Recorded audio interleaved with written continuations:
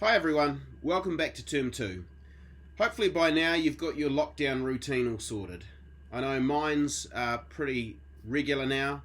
I make sure I have 20 minutes a day of exercise, 20 minutes a day of some sort of family activity, and about 8 to 10 hours of scrolling through Facebook.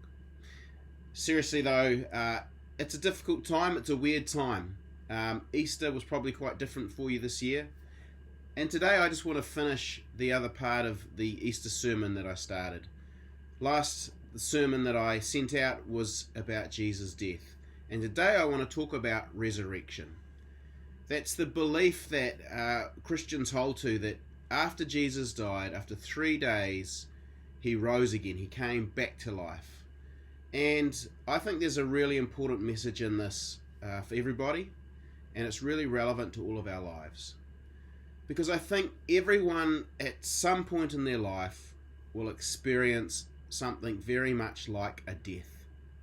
Something that will feel like the end of everything that you'd hoped for, the end of everything that you'd really been holding on to. For some people, this might be the end of a relationship. Okay, it could be the end of a partner, boyfriend, girlfriend relationship. For others, it could be the end of your parents' relationship.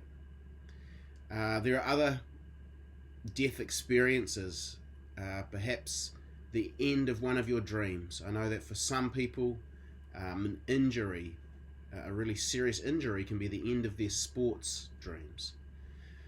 For me, I guess one of my major death experiences, if you like, was when I left the church for the first time.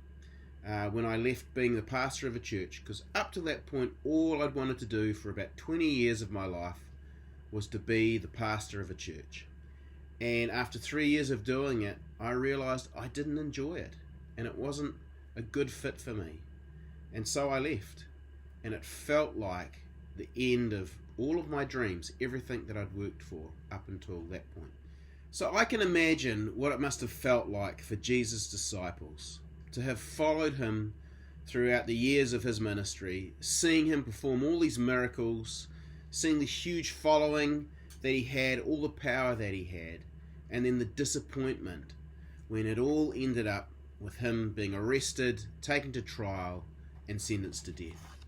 And I want to read a part out of Luke where it talks about when the disciples are wondering what to do with their lives after Jesus has died. And they're walking and they come upon the stranger on the road who asks them why they're so sad. And they said, haven't you not heard about the things that have happened in the last few days? And he said, what things? They said, the things that happened to Jesus, the Nazarene. He was a man of God, a prophet, dynamic in work and word, blessed by both God and all the people. Then our own high priests and leaders betrayed him. They got him sentenced to death, and they crucified him. We had our hopes that he was going to be the one to deliver Israel. See, they had hopes that Jesus was going to be the one that would make Israel a great nation again. That he might kick out the Romans and make them the greatest power in the world again. But all of those hopes that they had died when Jesus was crucified. But of course, they were really soon to find out that Jesus hadn't died, that Jesus actually was still alive. And I like to think of resurrection as not so much the coming back to life as the recognition that you can never really die. That actually death is just the ending of one phase and the beginning of a new phase. When Jesus died, his earthly life, his physical bodily life perhaps ended, but he carried on. He continued to exist, and he went on in a way that was bigger than his bodily life. The disciples tell stories of meeting in a locked room and then all of a sudden Jesus appearing amongst them after his resurrection, telling them not to be afraid. And I think this is what happens when we go through a death experience. when something that we think is the whole of our life, that all of our hopes and dreams are set on, when that comes to an end, but we go on living, we realize that actually our life is bigger than those hopes and dreams. We realize our life is bigger than that relationship that we thought we couldn't live without. And this is what I experienced with my own death experience. After I left the church the first time, I became a teacher again. And I wondered, well, how will I go on from here? What do I live for? What are my hopes and dreams? And I discovered a different way of living, a bigger way of living, where my life wasn't defined or determined by my job, or by the goals that I had, or by the person that I was setting out to become. And I found that when all of that stuff fell away, my life still went on.